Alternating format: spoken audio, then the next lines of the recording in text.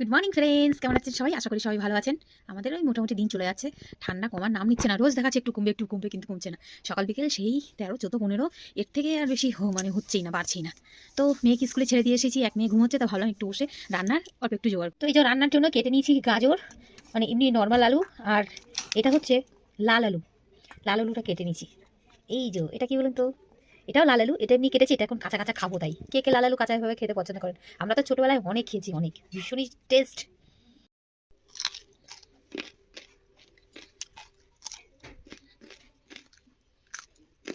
আর মেজে পরিষ্কার করতে পারি না, হাতে যন্ত্রণা হয়। একটু একটু করেছি, আজকে হচ্ছে পুরোটা করব। সরঞ্জাম নিয়ে বসে পড়েছি এখন। বর কবে করবে, বরের অপেক্ষায় না বসে নিজে যতটা পারি করে নিই। হাতে ব্যথা একদিন সহ্য করবো আর কি।